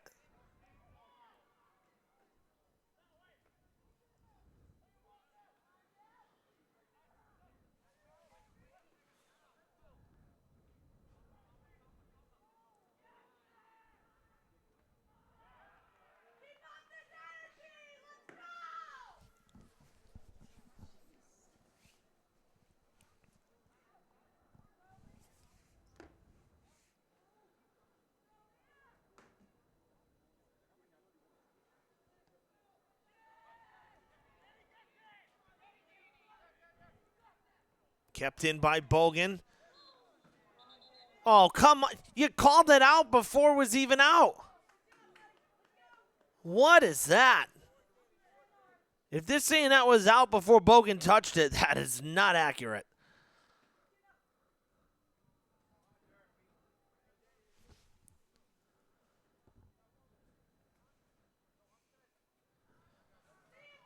Oh, boy.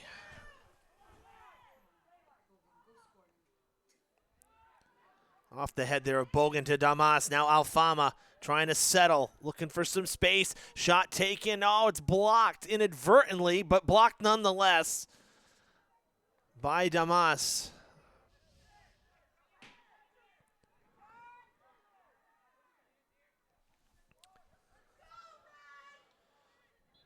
Out of bounds. Got a number of senior nights coming up here. The majority of which will be just pregame ceremonies recorded, like we did in the spring. So we have a timeout here on the field, an injury timeout.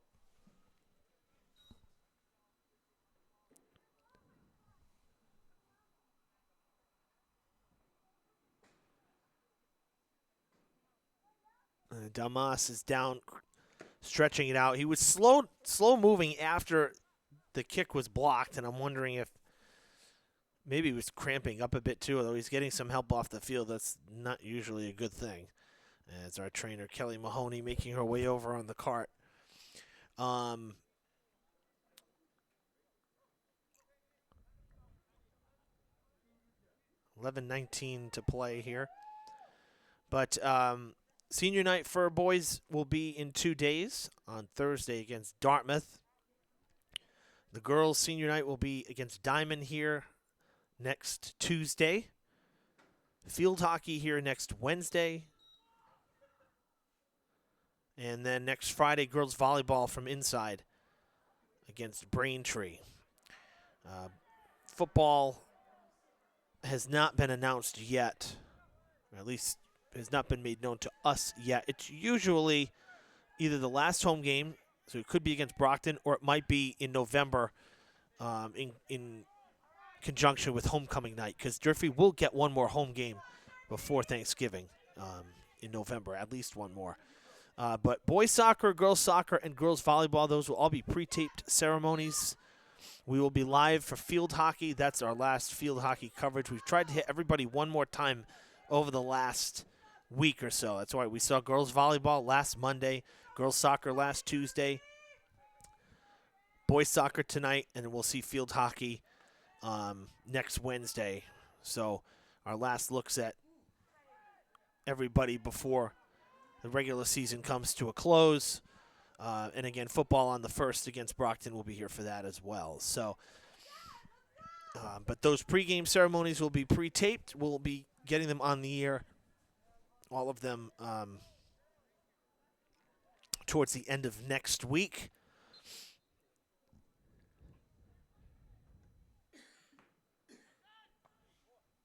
Under 10 minutes to go here, a tie game. Durfee's 2 goals coming on penalty kicks, one in the first half. Excuse me, both in the second half, rather. One that tied it 1-1, and then one that tied it 2-2. Durfee has never led tonight. Whalers scored relatively early. That's a good send. Good distance on it. Nice pass to Bogan. Bogan double teamed again. That's out on the goal line, and that's going to earn the corner kick for Durfee.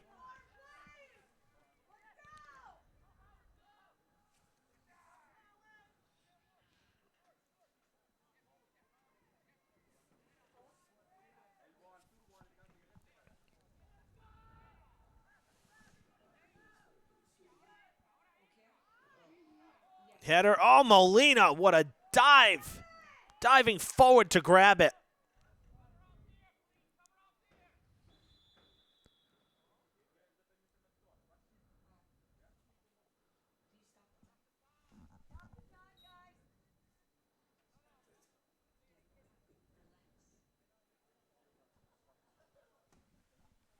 Molina.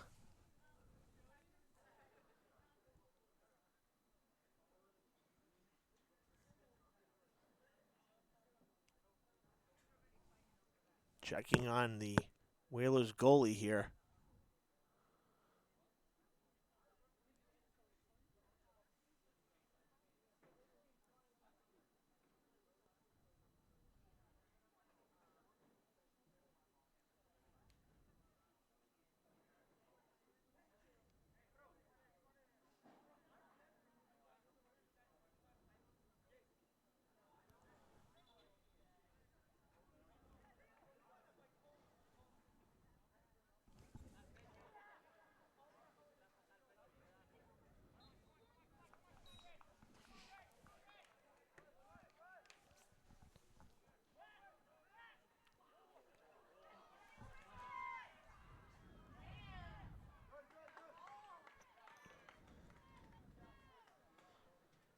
Nice job there by Sokol.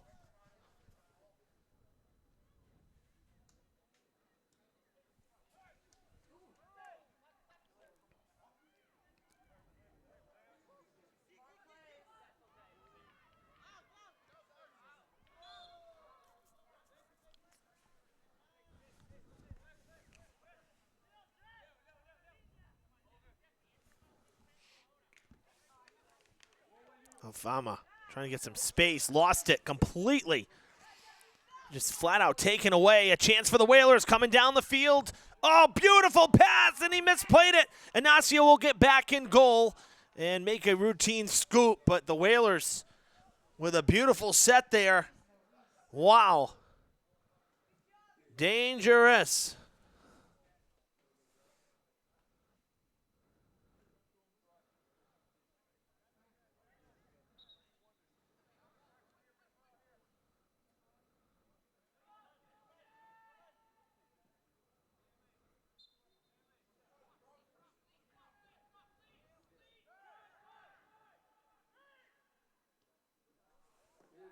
Down the field, cutting toward the far side. That's broken up and played by Tavares.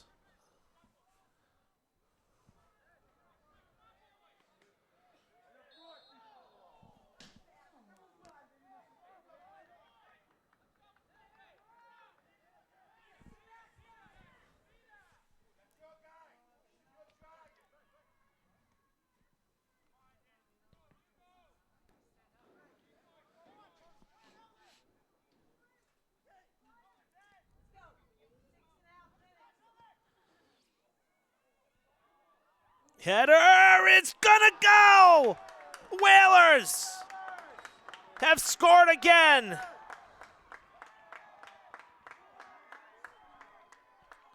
Brooklyn Rodricks off his head and past Ignacio.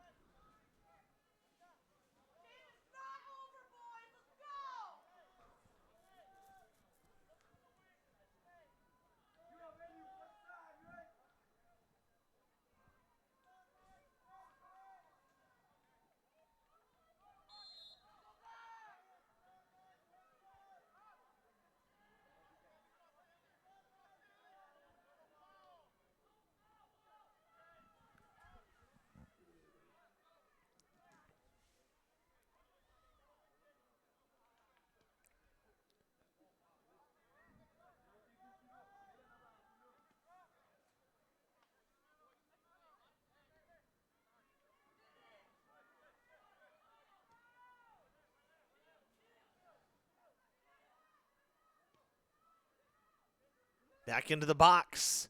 Crossing. Shot taken. Took too long. Still in front. Bouncer crossing, and it goes out of play.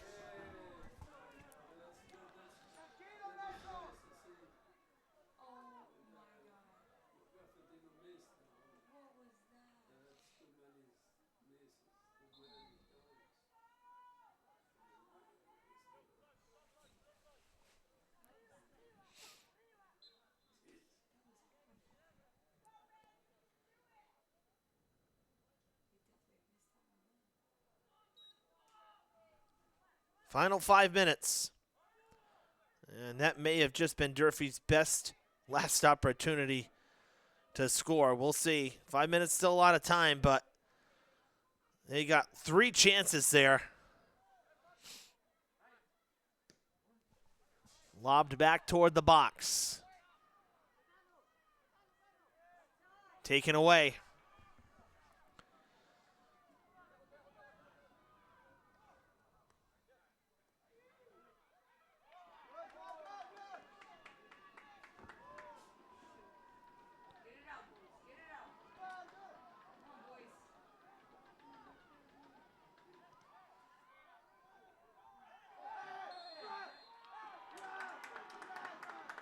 Wow, that's just awful. You got a player down who's...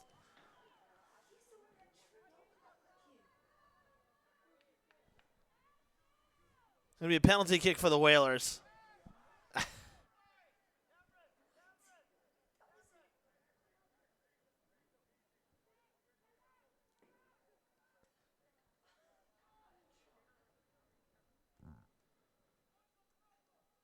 I mean, Jean-Pierre literally backed up and tumbled over the player who was down. Hadn't even gotten up yet. Reminds me of the 2013 World Series when they called interference against Will Middlebrooks in St. Louis on the Red Sox. 4-2. That's garbage. I'm sorry. That's just totally ridiculous. Yeah, and all the dancing around, too. That was given a card by a set of officials to a different team earlier this season. I don't know how you call that. Player was down on the ground.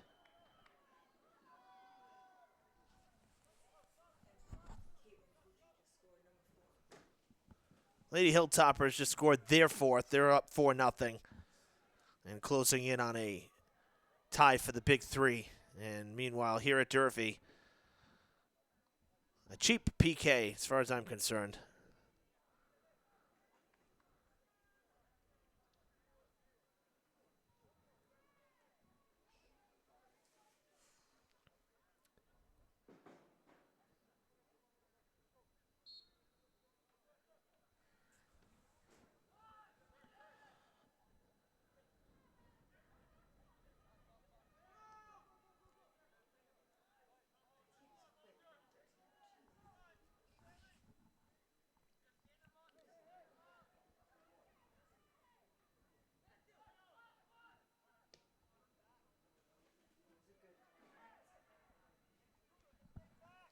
To the box in front, and Molina making the play. The ball too far ahead of the Hilltoppers, the two Hilltoppers that were breaking.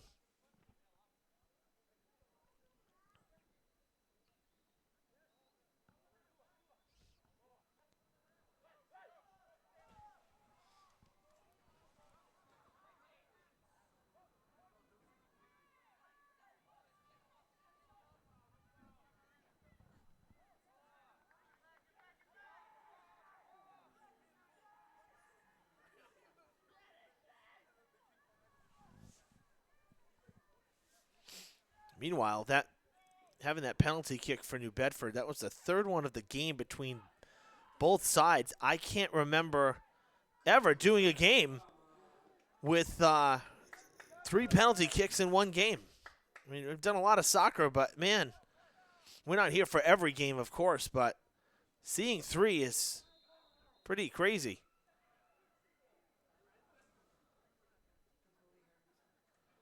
So Molina's been dealing with, he's limping again. He's been dealing with some issues with his right foot, it appears, and I think that they're pulling him out now. Yeah, they're pulling him out with the 2-goal lead now, putting in their backup as he's been working on that right foot for the better part of the second half here. And gonna rest here the rest of the night. 2 minutes to go. Unofficially, 2 minutes to go. That looked like hands. Durfee might have gotten away with one there. Ignacio coming out. He'll fire away. Goal is open. He's got to get back there. And now the ball coming to midfield.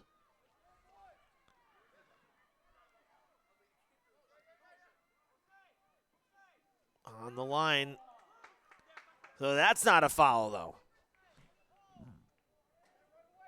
As Gilens Mohar tripped up Gomez while he was down on the ground, but that's not a foul. Give me a break. Got to call it both ways.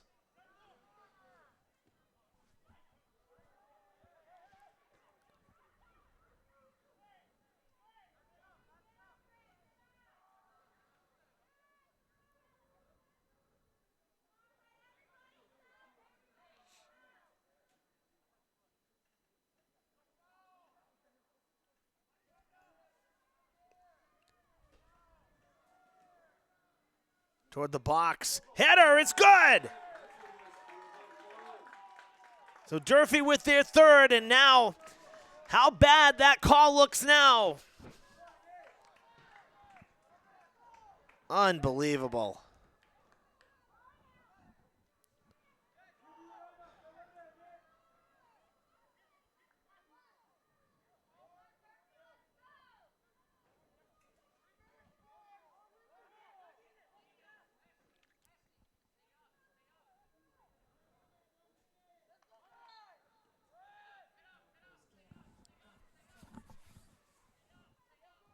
all the way down the field. And New Bedford will get there first. And now out on the goal line should be a goal kick for Durfee.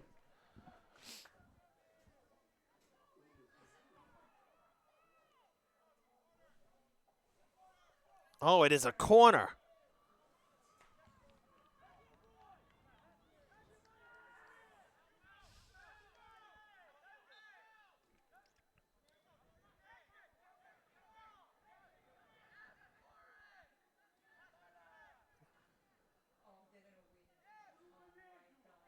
Well, our unofficial timer has run out here.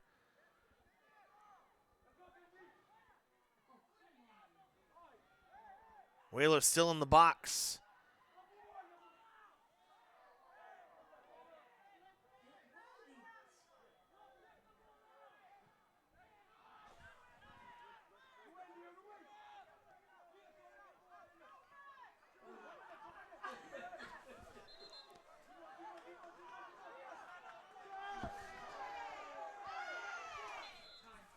Yeah, give a card, huh?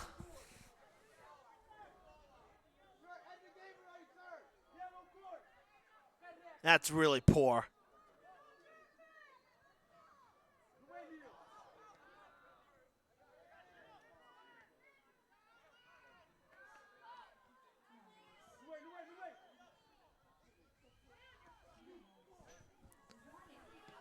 Ooh. That didn't feel too good on a cold night. On a cold night or a warm night.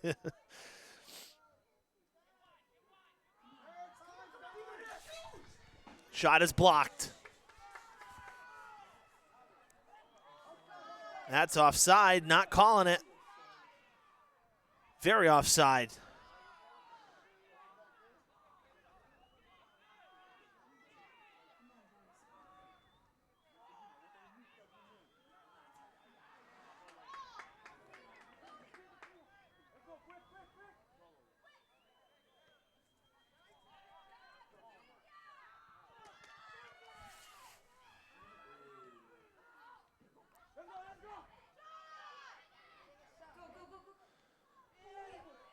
Gomez trying to get around. Redirects.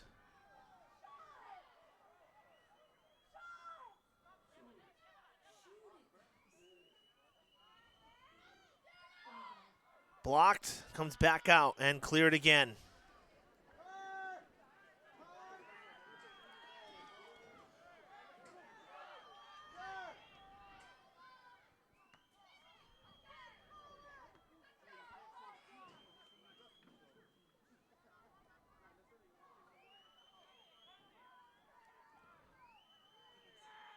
That's it. That's game. New Bedford's first win against Durfee since 2021. And for me, it makes the penalty kick and that foul called even worse, because I still don't see that as, we see fouls called for much less than that, or I should say not called for much more than that. That's probably the better way to put it. Player down on the ground that gets tripped over inadvertently, and you call the foul. Meanwhile, didn't call one here 5 minutes ago right in front of our sideline. But New Bedford able to sneak away with the win thanks to the penalty kick. That's ultimately it. But a hard-fought game. Frustrating night for Durfee, for sure. Couldn't get much going offensively. I mean, 2 of the 3 goals for them came with the penalty kick. So the Hilltoppers wanted at least a tie, and unfortunately they don't get that either. They get the loss, and they drop to 6-3-4. There are only 3 losses coming in conference play this year, so that's also a bit frustrating. New Bedford picks up their 5th win. They are 5-4-6. Durfee back at it Thursday for senior night against Dartmouth. We will be back live next Wednesday. We'll take a few days off here from broadcasts, and we will see you for field hockey senior night next Wednesday, the 23rd. Thanks for tuning in tonight, folks. For Mike Fernandez up on the roof, I'm Evan Massoud. Final score, New Bedford 4, Durfee 3. Good night.